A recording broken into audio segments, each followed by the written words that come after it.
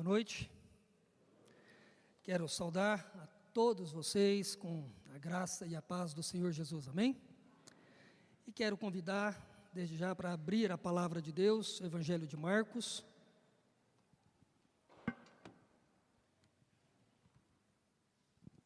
Evangelho de Marcos, capítulo 4.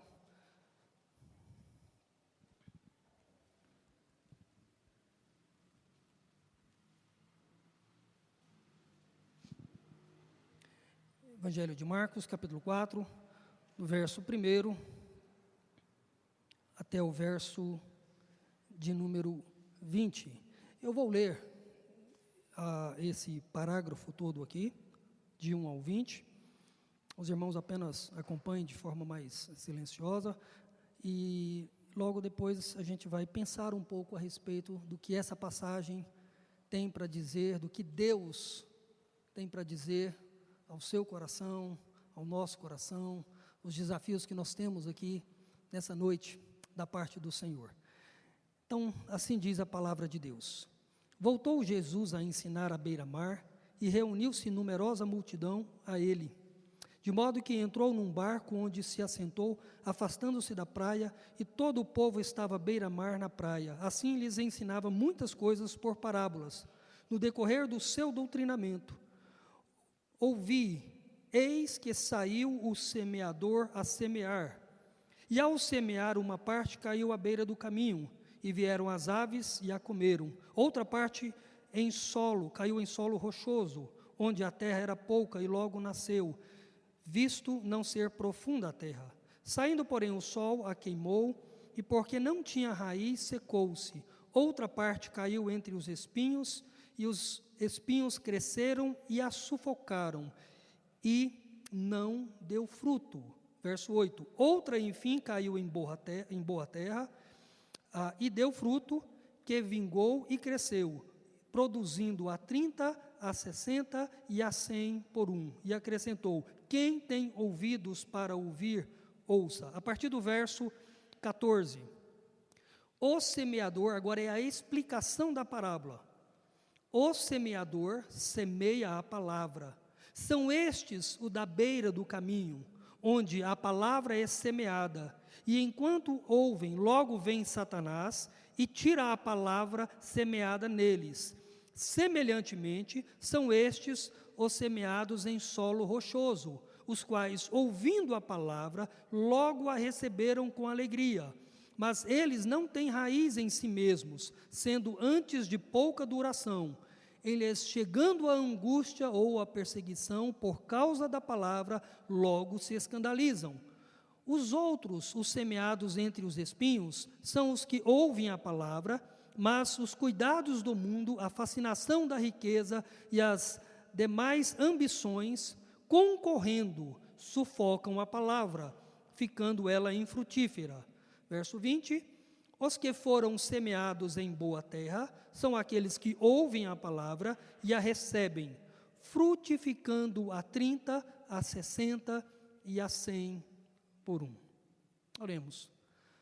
Ó Deus, diante da Tua bendita palavra, em nome de Jesus, Teu Espírito Santo possa abrir nosso entendimento e trazer luz, ó Deus, para que possamos compreender, ó Deus, esta passagem e aqui as verdades que o Senhor tem para nos ensinar. E que através dessas verdades, sendo aplicadas aos nossos corações, possam transformar as nossas vidas. E se há pessoas que ainda não tiveram um encontro com o Senhor, ó Deus, que esse talvez seja um momento para que o Senhor possa abrir corações e hoje, ó Deus, aqui, pessoas se renderem a Ti, pessoas e famílias sendo também transformadas pelo Evangelho, para que todos possamos ter uma vida abundante na presença do Senhor. Em nome de Jesus, amém. Queridos, o objetivo da palavra de Deus sempre é promover a vida, promover transformações, endireitar nossos caminhos, conduzir a nossa vida.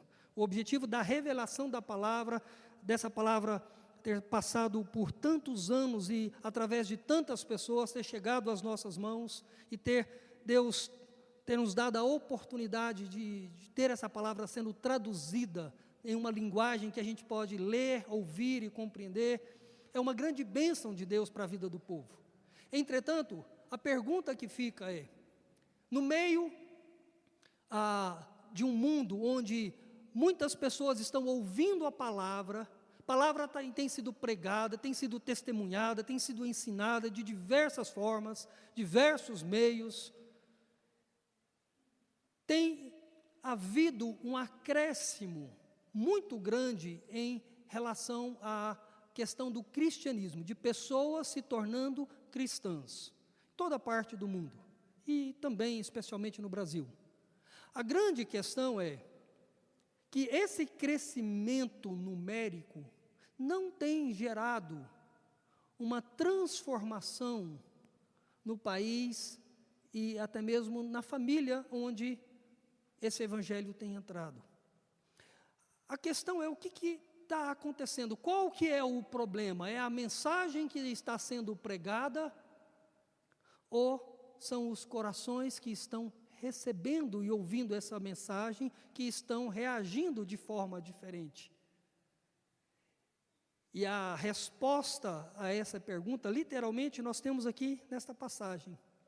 Porque é dentro deste contexto aqui no capítulo 4, onde Marcos, o evangelista, ele organiza o seu evangelho por tópicos e não de forma cronológica. Então, ele, ao organizar as escrituras, o seu evangelho, ele vai em termos de tópicos. E ele faz isso colocando aqui no capítulo 4, não apenas a parábola do semeador, mas mais outras 3 parábolas, e elas têm algo a ver uma com a outra, e para entender as demais 3 parábolas, que está aqui a partir do verso 21, depois a outra no verso 26, e a outra no verso 30, é preciso entender essa parábola, senão não entende as outras. E ele mesmo diz isso aqui, no verso 13, então lhes perguntou, não entendeis esta parábola, e como compreendeis todas as outras parábolas? Então, para entender as demais parábolas, é preciso entender essa parábola, porque ela vai ser uma base para explicar as demais e trazer implicações para as outras. Mas a grande questão aqui é, Jesus já tinha 2 anos de ministério, preste muita atenção, 2 anos pregando a palavra, fazendo milagres, sinais, curas e prodígios como ninguém nunca fez nessa vida. E a multidão estava seguindo a Jesus, por onde Jesus ia, havia uma multidão que estava sempre atrás de Jesus. Mas discípulos mesmo eram poucos. E havia ainda um terceiro grupo, ou seja, um primeiro grupo, uma grande multidão que estava atrás de Jesus, mas não eram chamados de discípulos. Havia os discípulos que caminhavam com Jesus, estavam sempre próximos de Jesus, e havia um outro grupo aqui, que é chamado de líderes religiosos, fariseus, saduceus, que na maioria das vezes esses líderes estavam ouvindo o evangelho, ouvindo a palavra de Jesus, e era contra Jesus. Então, no meio deste grupo que Jesus estava pregando, fazendo sinais e milagres, tudo indica que havia no coração dos discípulos, depois de 2 anos, olhava para a multidão e diz, mas por que só uns poucos estão seguindo o Mestre? Tanta coisa boa, tantas bênçãos que ele tem feito. E os próprios evangelhos respondem, porque o próprio Jesus diz que a porta para a perdição é larga, e a porta que vai para a vida eterna é uma porta o quê? Estreita. E quem quiser seguir Jesus deve negar a si mesmo, tomar a sua cruz e segui-lo. Então a multidão, no aspecto geral, estava querendo se beneficiar de inúmeras bênçãos que Cristo tinha para dar. Mas seguir Jesus era uma outra questão. Mas havia essa preocupação, provavelmente no coração dos discípulos, e em outras passagens, inclusive no Evangelho de Lucas, ele narra sobre isso. Uma pergunta que ele faz, mas por que poucas pessoas estão seguindo o Senhor? Então, no meio deste contexto, Jesus traz essa parábola aqui, e Marcos registra ela. E é interessante que Marcos, o foco dele não é registrar narrativas ou ensinamentos de Jesus, ele faz isso apenas 2 vezes, aqui no Evangelho de Marcos, capítulo 4, e depois capítulo 13, descrevendo a volta de Cristo. O restante de Marcos, ele concentra nos milagres, nos sinais, para mostrar que quem é Jesus Cristo, ou seja, o Filho de Deus, que se fez homem e que veio para salvar a humanidade, que veio para salvar pecadores. Mas aqui ele abre essa exceção e organiza essas parábolas aqui para ensinar que o Evangelho, ele mesmo sendo pregado, ele vai trazer sempre 4 tipos de reações.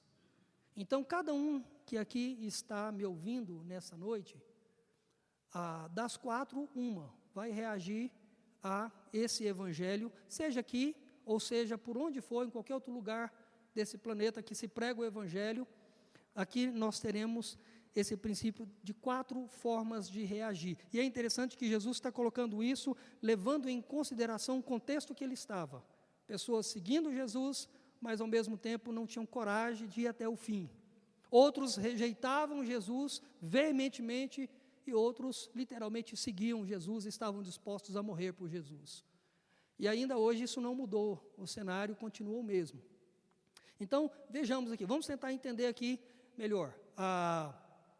Quando a gente olha para toda essa parábola aqui, para tentar facilitar aqui, eu resumi de 2 formas de aplicar esse texto para nós. Primeiro, aqui no verso 3 e no verso 14, onde vamos entender sobre a questão do semeador. Verso 3 diz assim: ouve, eis que saiu o semeador a semear. Depois o verso 14, ele diz, o semeador semeia a palavra. Então precisa, primeiro de tudo, ficar claro que o semeador aqui é um agricultor, e Jesus está contando uma parábola, e parábola era algo usual no sentido de querer trazer algumas verdades ou alguns ensinamentos. Então Jesus ensina essa parábola, e parábola do agricultor numa região que era comum as pessoas semearem para colher. Então Jesus está dizendo que o semeador aqui é uma representação daqueles que pregam a palavra de Deus. Então, para entender isso, vamos entender um pouquinho sobre a questão do agricultor. Naquela época, na Galileia, em Israel como em geral, mas na Galileia, que é a região onde Jesus viveu por mais tempo, um agricultor, ele normalmente, como que ele fazia? Ele enchia um saco de semente, jogava aquele saco nas costas, ou colocava no animal, e ele saía. Depois, ele arava o campo, ou senão ele jogava a semente e arava, ou ele arava e jogava a semente. Eram as 2 formas, era normal de fazer. Então, alguns preferiam jogar a semente e depois vinha e arava manualmente. Ou senão, arava primeiro o campo, todo o campo, e depois saía jogando a semente, todo o campo. E é interessante aqui que essa questão, quando ele fala do semeador, em sair para semear e jogar a semente, o que Jesus está querendo dizer é que essa é a função de cada cristão, de pregar a palavra, de ensinar a palavra, de testemunhar a palavra. Então esse é o grande desafio nosso, de pregar a palavra. E é interessante que quando se fala da palavra, e o verso 14 literalmente diz, o semeador semeia a palavra. Jesus explicando o verso 3, ou no verso 4, aqui no verso 14, ele diz que semeia a palavra. Nós estamos falando aqui da palavra de Deus. É da nossa responsabilidade pregar a palavra de Deus. E é interessante que quando falar a palavra aqui, essa palavra, ela precisa ser entendida aqui, dentro do verso, capítulo 1, verso 1, diz assim, princípio do Evangelho de Jesus Cristo, o Filho de Deus. E aí depois no verso 15, dizendo, o tempo está cumprido e o reino de Deus está próximo, arrependei-vos e crede no Evangelho. Portanto, pregar a palavra é pregar o Evangelho. Esse é o desafio que todos nós temos. Pregar a palavra é pregar o Evangelho, e pregar o Evangelho é pregar Jesus Cristo. Então, o que Jesus quer deixar claro para os seus discípulos, e que precisa ficar claro para nós também, que a maior e principal tarefa que nós temos é a pregação da palavra de Deus. Todos nós aqui estamos nesse mundo, e todos aqueles que aqui já se converteram, todos aqueles aqui que já entregaram a sua vida para Jesus, não pode esquecer que a principal tarefa da sua vida não é constituir uma família, e ter os seus bens, e ter a sua segurança, isso é uma grande bênção que Deus te concede. Mas como cristão, antes de qualquer outra coisa, você for marido, esposa, pai, filho, a principal tarefa é anunciar o reino de Deus. E você faz isso de duas formas. Literalmente, falando a respeito de Jesus, pregando que Jesus Cristo é o Filho de Deus que se fez homem e deu a vida dele para morrer, para salvar pecadores. E você também prega a palavra, testemunhando essa palavra na sua própria vida, como um bom marido, como um bom esposo, como um bom pai, como um bom filho, sendo cristão. Você precisa pregar também com a sua vida, e não apenas com as suas palavras. Então, o primeiro desafio que fica aqui para nós é que o semeador representa o pregador, a semente representa a palavra, e o nosso desafio aqui, portanto, é pregar. Aí vem aqui no segundo. O segundo desafio aqui é um pouco mais complexo, onde os solos representam as pessoas que ouvem o Evangelho. E aqui nós podemos ver 4 maneiras de reagir, sendo que das 4, 3, as 3 primeiras estão no mesmo pacote e a 4ª em um pacote diferente. Ou seja, quando se prega o Evangelho, há 4 formas que Jesus está colocando aqui como as pessoas reagem, sendo que as 3 primeiras reações são reações de pessoas que não passaram por uma conversão. São reações por pessoas que são religiosas, é interessante aqui em todo o contexto, são pessoas religiosas, mas que não tiveram um encontro verdadeiro e uma conversão verdadeira, mas são religiosos. E dentro dessa religiosidade aqui, Jesus destaca 3 aspectos. É interessante que o verbo, e aqui faz uma diferença o grego. Eu não gosto de ficar usando essas palavras em grego aqui, mas quando não faz sentido. Mas aqui faz todo sentido. Nas 3 primeiras frases aqui, ou nas 3 primeiras características do solo, à beira do caminho, aqueles que ouvem, que estão à beira do caminho, aqueles que ouvem e estão em solo rochoso, ou aqueles que ouvem e que estão entre os espinhos, e eu vou mencionar sobre eles. Mas a palavra no grego aqui, literalmente é um verbo que se encontra no auristo, e o auristo significa de uma ação que aconteceu lá atrás, mas que não tem continuidade depois. Então é interessante que o autor usa esse requisito aqui gramatical para mostrar que essas 3 pessoas que ouvem o Evangelho por um determinado momento não tem continuidade na vida dela. Já o quarto, o verbo não está no auristo, o verbo está no presente, mostrando que as pessoas ouviram e seguem com a sua vida seguindo a Cristo Jesus. Então vamos entender aqui as 3 primeiras reações que demonstram pessoas não convertidas. A primeira delas, literalmente aqui, nós temos aqui à beira do caminho, no verso...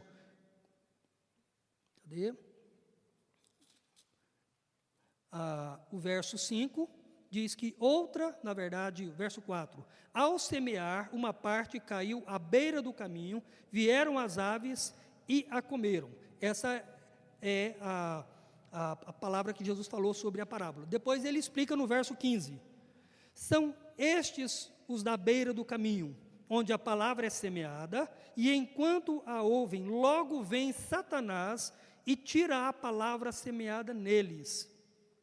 É interessante aqui, que quando ele diz a parábola, diz a palavra, o semeador sai, ele joga a semente, não propositalmente na beira do caminho, porque naquela época não havia cercas igual hoje nós temos. Havia as estradas, e as estradas, porque as pessoas andavam e passavam ali as carruagens, ela era literalmente duro. E como o agricultor, ele queria aproveitar ao máximo a terra, então ele jogava a semente, inclusive, pertinho ali da estrada. O que acontecia? Vinha um vento e levava a semente para a estrada. E aquela semente na estrada, ela não penetrava de forma alguma. E naquela época, iam as aves e comia fácil a semente. E é interessante que na cultura judaica, às vezes, não todas as vezes, as aves representavam forças malignas. E é por isso que na explicação, lá na frente, quando Jesus vai explicar a parábola para os seus discípulos, ele diz: vem Satanás e toma aquela palavra. E a ideia aqui então é que o primeiro tipo de reação são pessoas que ouvem o Evangelho, recebem o Evangelho logo de cara, mas literalmente reage de forma negativa. O coração é muito duro. E aqui literalmente Jesus está dando uma alfinetada nos líderes religiosos. Porque os líderes religiosos daquela época, quando ouviam Jesus pregar o Evangelho, a primeira reação deles era ir contra Jesus, é querer matar Jesus, e por diversas vezes eles tentaram fazer isso. E no final eles conseguiram, pela permissão de Deus. Então, aqui são pessoas religiosas que se opõem a Jesus Cristo. Então nós temos no nosso meio evangélico, não apenas naquela época, os fariseus, saduceus, a maioria deles eram esse tipo de pessoas que reagiam contra Jesus Cristo. Hoje nós temos várias religiões que também são contra Jesus. Pessoas religiosas, e no sentido bem genérico aqui, eu quero mencionar alguns grupos e com todo o respeito. Por exemplo, os espíritas. E eu falo isso porque eu fui espírita e conheço a doutrina espírita muito bem. Os espíritas não têm nenhum problema com o cristianismo, desde que você não afirme que Jesus Cristo é o único Senhor e Salvador.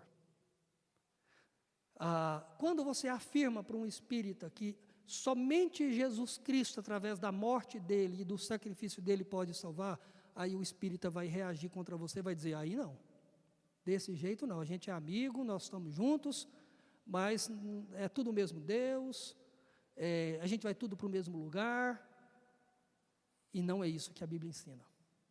E eu falo isso porque meus pais são, e todas as vezes, quando entra neste assunto, e eles começam a falar das experiências deles e da crença deles, que eu vou falar da minha experiência e da minha crença, onde eu digo: olha, não é assim que eu acredito, não é assim que a Bíblia diz. Mas você é muito radical, mas você acha que é dono da verdade. E eu digo: eu não acho que eu sou dono de nada, eu só acho o que eu acredito nas Escrituras, e as Escrituras apontam que o Jesus das Escrituras é o único Senhor e Salvador. É diferente do Jesus que vocês ensinam. Quando a gente pega testemunhas de Jeová, que também são pessoas religiosas, e que a gente deve respeitar, tanto os espíritas, quanto testemunhas de Jeová, ou qualquer outra crença, mas em especial testemunha de Jeová, porque também falam de Jesus. Mas o Jesus da testemunha de Jeová não é o Jesus das Escrituras, é um outro Jesus. E sempre quando há diálogo com essas crenças, há uma confrontação pesada, para dizer que isso não acontecia só na época de Jesus, isso ainda acontece hoje. Quando você chega diante, principalmente dos muçulmanos, aí sim, aí você tem uma reação de morte, porque eles matam mesmo, porque eles literalmente entendem que o Jesus que nós ensinamos é uma grande afronta, e todos são merecedores de morte por causa de ensinar a respeito de Jesus Cristo.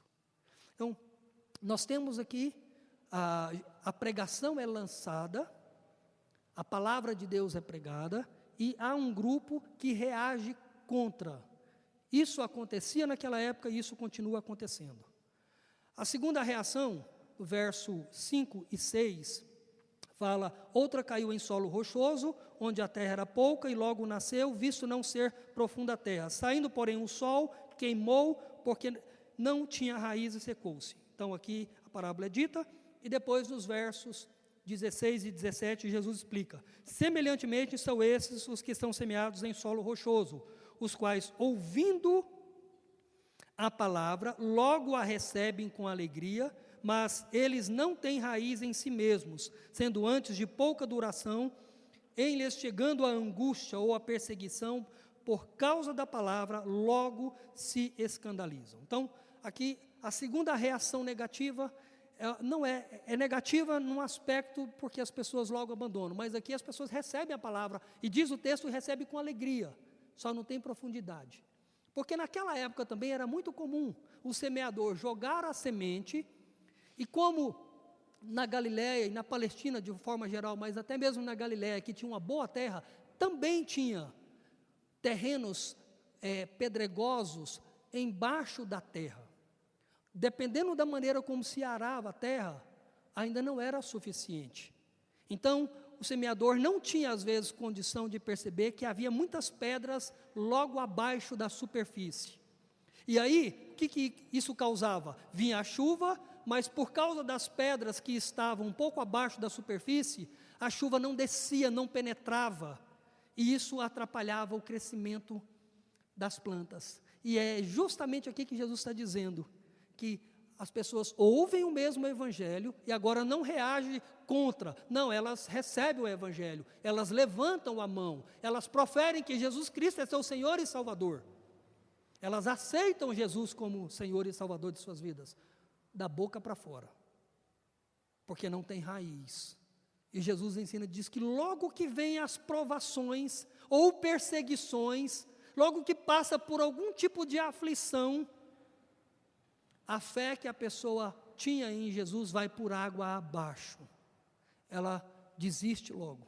Eu acredito que você deve conhecer algumas pessoas que um dia falaram que eram crentes, que um dia disseram que acreditavam em Jesus, mas que passou por algumas lutas e dificuldades e agora não crê mais em Jesus Cristo. Na verdade, Jesus está revelando mais uma vez aqui uma falsa conversão. Pessoas que recebem o evangelho, mas esse evangelho não entra no coração. Ele é superficial e qualquer provação, qualquer luta é suficiente. Terceira reação negativa, verso 7, quando Jesus explica, diz: outra parte caiu entre os espinhos, e os espinhos cresceram e a sufocaram, e não deu fruto. Depois ele explica isso no verso 18 e 19. Os outros semeados entre os espinhos são os que ouvem a palavra, mas os cuidados do mundo e a fascinação da riqueza e as demais ambições, concorrendo, sufocam a palavra, ficando ela infrutífera. Então Jesus dá mais um sinal de uma falsa conversão. Lembrando que próximo a Jesus havia uma multidão que estavam seguindo Jesus, mas de longe. Queriam Jesus, mas não queriam abrir mão dos prazeres desse mundo. Então isso também é muito comum hoje em dia. Pessoas que querem seguir a Jesus, mas não querem abandonar a vida pecaminosa que o mundo oferece. Há prazeres na Escritura, não é errado ter prazer, é errado ter prazer longe dos caminhos do Senhor. Não é errado você ter um namoro cristão legal, abençoador, mas é errado você ter uma vida sexual antes do casamento. Não é errado para um casal ter uma boa e saudável vida sexual, relacionamento entre um marido e uma mulher, mas é errado ter relacionamento sexual fora do casamento. Não é errado você poder querer trabalhar e ter uma vida tranquila e boa, mas é errado e é pecaminoso você viver em prol do dinheiro, você usar as pessoas por causa do dinheiro. Não é errado você ter prazer no seu trabalho e desenvolver um bom trabalho, mas é errado você idolatrar o seu trabalho. Então, há uma grande diferença entre ter prazer naquilo que Deus quer que a gente tenha prazer e ter prazer naquilo que o mundo ensina que nós podemos ter prazer. E é justamente esse é um ponto onde as pessoas estavam querendo seguir a Cristo, mas sem abandonar totalmente a vida pecaminosa que vivia antes. E Jesus, ele ensina que isso também é uma falsa conversão, que isso é temporário e que haverá um tempo em que a pessoa acaba também abandonando e deixando. Mas ele diz que não é em vão semear a palavra, porque se parasse o texto aqui, a gente poderia dizer, então não faz sentido ficar pregando o evangelho, então não faz sentido ficar enviando missionários, sustentando missionários, porque a palavra, não. É justamente aqui nesse último ponto, em uma reação positiva, que está a nossa esperança e a nossa confiança em Deus, de continuar pregando e semeando a palavra de Deus. Diz o verso, aqui o verso 8 e depois o verso 20, no verso 8, Jesus diz: outra, enfim, caiu em boa terra e deu fruto, que vingou e cresceu, produzindo a 30, a 60 e a 100 por um. E a explicação no verso 20: os que foram semeados em boa terra são aqueles que ouvem a palavra e a recebem, frutificando a 30, a 60 e a 100 por um. Então aqui nós temos algo que naquele momento, através da explicação, encheu o coração dos discípulos de esperança. Opa, calma aí. Vale a pena pregar a palavra. Vale a pena ensinar a palavra. Porque essa palavra, quando ela entra no coração, e aqui a palavra boa terra, aqui, literalmente, ela implica em uma obra soberana e poderosa de Deus no coração, para que esse coração possa receber essa palavra e poder dar frutos. E é interessante que aqui o verbo de ouvir, no verso 20, quando diz: os que foram semeados em boa terra são aqueles que ouvem. Esse ouvir aqui é diferente dos ouvir, no grego. E aí quem tem acesso ao grego, você consegue perceber isso. É o ouvir aqui que está no presente e não no auristo. Está falando de um ouvir que a pessoa ouviu e continua obedecendo. E a palavra ouvir, na maioria das vezes que aparece nos evangelhos ou no Antigo Testamento, é um ouvir que leva a uma obediência, é o ouvir que leva a uma vida de caminhada. Não é apenas um ouvir de escutar, como nos outros três, mas é um ouvir de se entregar, é um ouvir de compromisso, é um ouvir de sacrifício, de seguir a Cristo, custe o que custar. Então esse ouvir aqui é um ouvir que, pelo menos duas coisas a gente percebe aqui. Primeiro, é um ato soberano de Deus. É interessante que é soberano e é misterioso, porque se você olhar aqui a parábola, no capítulo 4, verso 26 e 27, joga um pouco de luz sobre isso.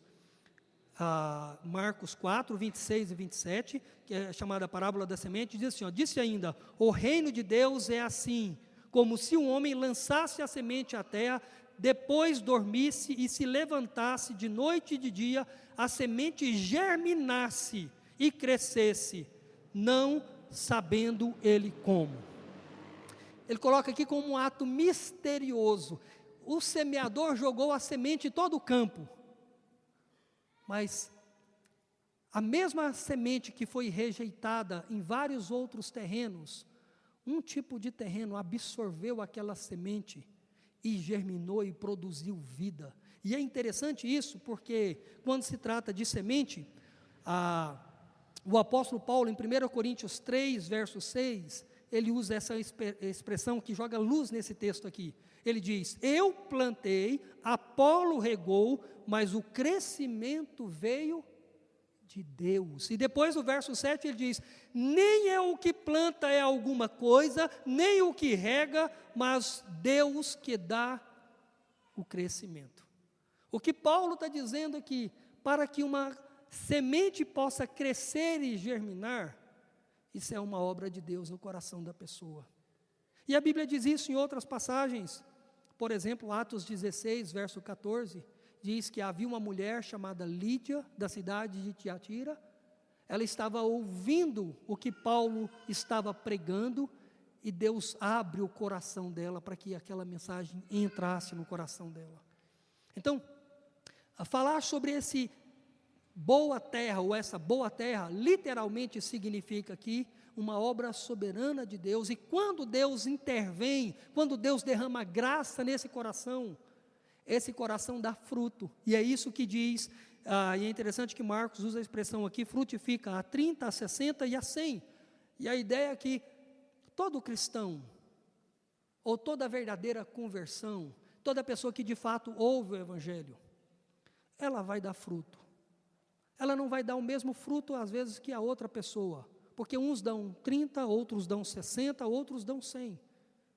A ideia é que, sendo cristão, você vai dar fruto.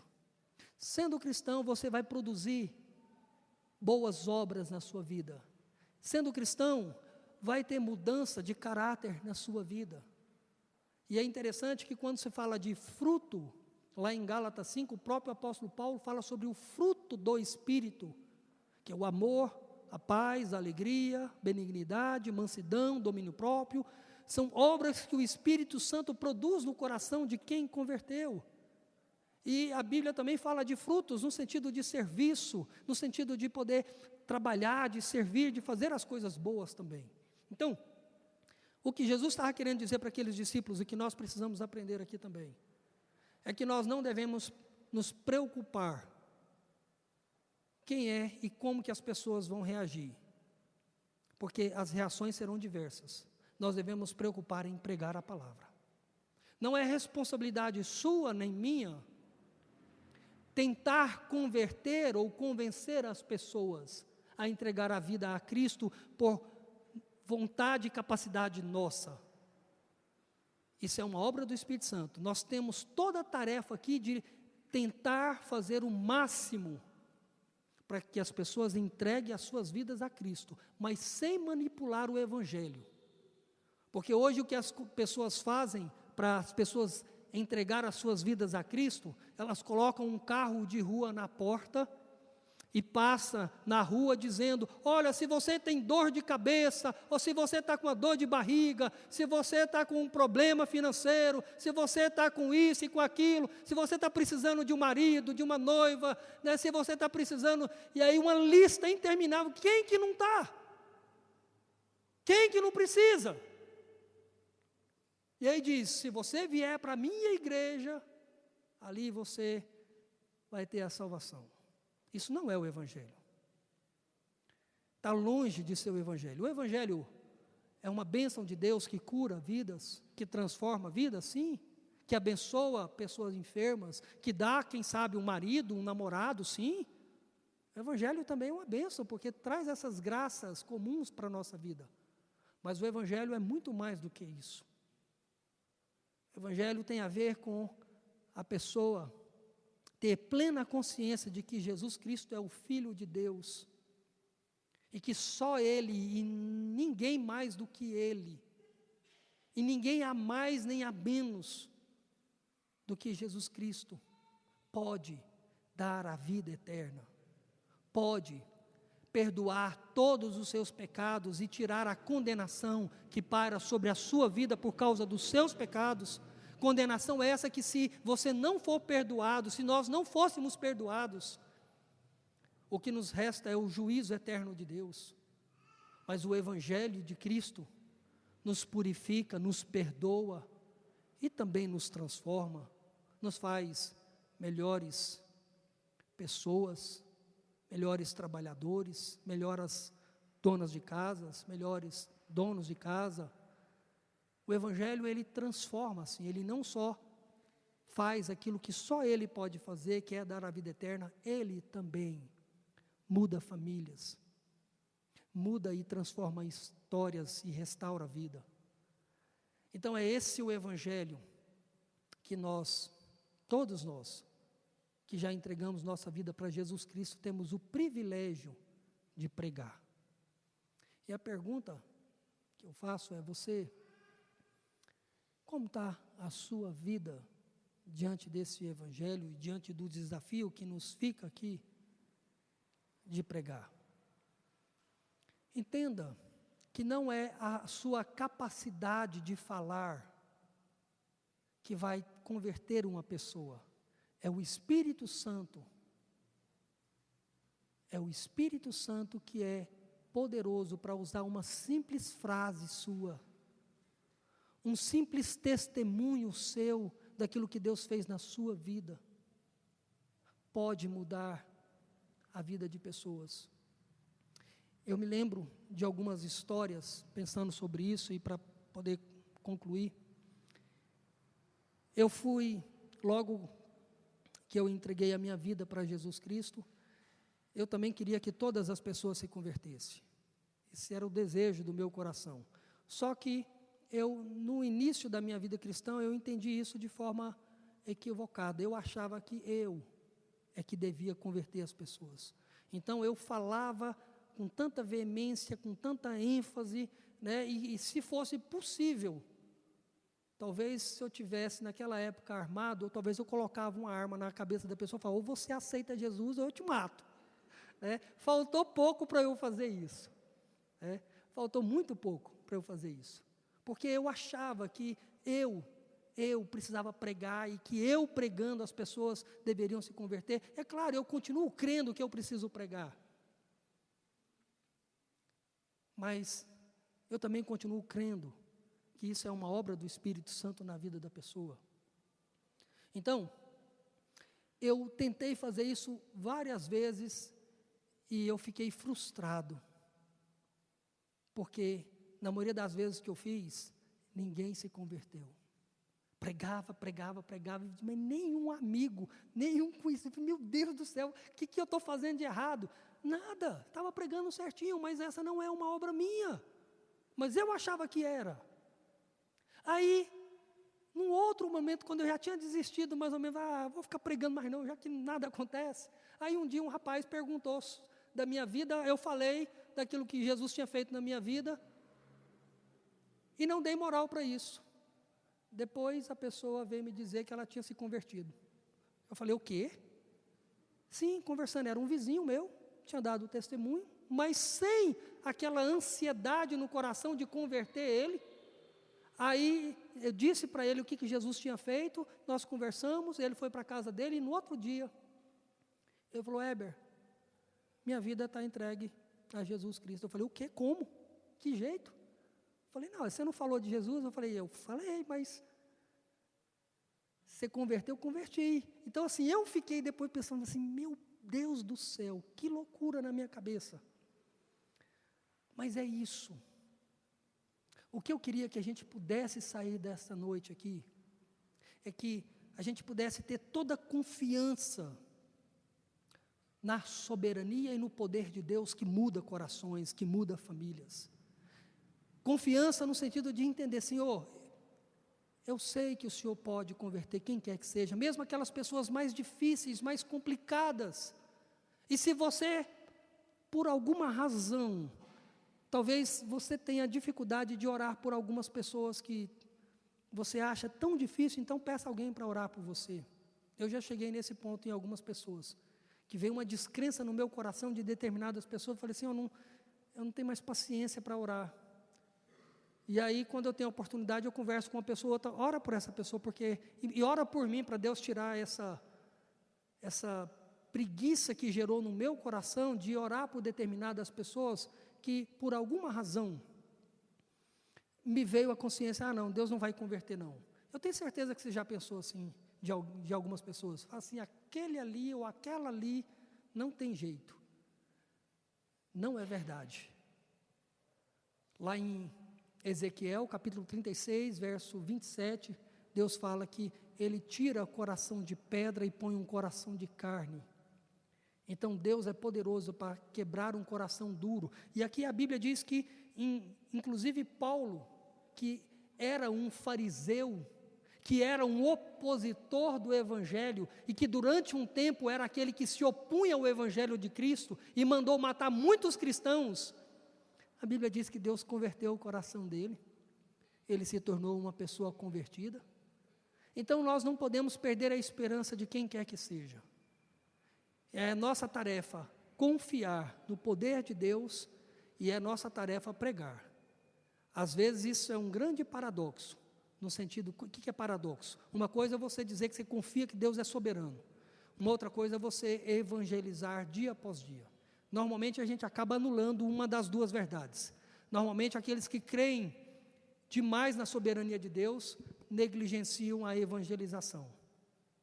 E normalmente aqueles que pregam demais o Evangelho, acabam não confiando na soberania de Deus. Nós não podemos cometer nenhum dos dois erros. A Bíblia fala das duas coisas. E é interessante que mais uma vez ele mostra aqui, só para concluir, diz que no verso 27, no verso 26, falando do reino de Deus, é assim como um homem lançasse a semente na terra e depois dormisse. O cara lançou a semente e diz, eu preguei o Evangelho, eu vou dormir agora, eu fiz a minha tarefa. Agora que a terra, naquela ocasião, faça a tarefa dela, em outras palavras, que Deus faça o que Ele tem que fazer, porque eu preguei, eu ensinei. E é essa a nossa tarefa, pregar e ensinar, com a nossa vida, com a nossa boca, com o nosso testemunho, com os nossos bens, porque pensando aqui sobre os dízimos e as ofertas. E nós vamos mostrar aqui já um vídeo rapidinho, mostrando como é que Deus tem abençoado as nossas vidas através das nossas ofertas e dízimos para abençoar a vida de outras pessoas que estão pregando o Evangelho onde eu e você não podemos pregar. Então vamos, o vídeo está aí? Prepare então o vídeo para a gente poder passar. Nós temos um vídeo aqui sobre missões. Enquanto eu preparo o vídeo, eu quero orar com você e depois a gente passa o vídeo, tá? Então feche seus olhos, vamos colocar a nossa vida diante do Senhor. Se você é o tipo de pessoa que tem tido dificuldade de pregar o Evangelho, eu queria que você pensasse em você mesmo, nesse momento, pudesse colocar a sua vida para que Deus pudesse trabalhar em você, e você pudesse entender que não é você o centro da história, não é a sua capacidade, a sua habilidade, que vai tornar o Evangelho poderoso na vida de pessoas. Poderoso é o Espírito Santo, que vai e que pode usar a sua simples vida, o seu simples testemunho, para poder converter pessoas de corações duros. Então a questão não é você, a questão é o poder de Deus em usar a sua vida. E Deus pode usar a vida de qualquer pessoa, inclusive a sua vida. E Deus quer usar a sua vida, a minha vida, para que possamos pregar o Evangelho primeiramente às pessoas que estão próximas a nós. Pense aí quantos familiares, quantos amigos, conhecidos, e peça a Deus sabedoria, peça a Deus graça, para que você tenha condições, tenha oportunidade de falar da sua vida em Jesus, de falar daquilo que Jesus fez, convertendo o seu coração e trazendo uma nova vida para você. E se há alguém aqui também nessa noite que ainda não entregou a sua vida para Jesus, o desejo do nosso coração, desta igreja, da minha vida como pastor e ministro da palavra, é que o seu coração nessa noite possa ser o coração da boa terra, que possa ouvir e ter ouvido, não apenas as minhas palavras, mas o próprio Espírito Santo, dizendo que você é um pecador que Deus ama, e que Cristo morreu pela sua vida, e assim pela fé você possa entregar a sua vida a Jesus, e poder desfrutar de todas as bênçãos, e poder ser bênção na vida de outras pessoas também. Então, ó Deus, toma aqui nossas vidas. Como igreja, eu quero abençoar a vida de cada um dos meus irmãos e irmãs, amigos, visitantes, que o poder do Senhor possa conduzir a vida de cada um, ó Deus. E que cada um daqueles que aqui se encontram como crentes, como aqueles que nasceram de novo, possam estar produzindo frutos e mais frutos para a glória do Teu nome. E que através dos frutos, seja do nosso caráter transformado, seja dos nossos dons e talentos a serviço do Senhor, o Senhor possa usar tudo isso para que seja testemunhas vivas de Jesus Cristo, para que Jesus seja glorificado, para que Jesus seja anunciado. Em nome de Jesus, abençoe também aqueles que ainda não tiveram uma experiência real e verdadeira, para que possam ter. E se há pessoas que nessa noite entenderam o Evangelho, ó Deus, que bênção, que a reação possa continuar viva e possa produzir frutos, ó Deus, daqui para frente, na vida, na família, no trabalho, na igreja. Então assim eu quero abençoar a vida de cada um que se encontra aqui nessa noite, e quero abençoar, ó Deus, com a bênção eterna de Deus o Pai, o Todo-Poderoso, com a bênção do Filho, que a graça e a sua misericórdia seja sobre cada um, e com a bênção do Espírito Santo, consolando, santificando e orientando a vida de todos. Assim, que a bênção do Pai, do Filho e do Espírito seja sobre nós, hoje e para todo sempre. Amém.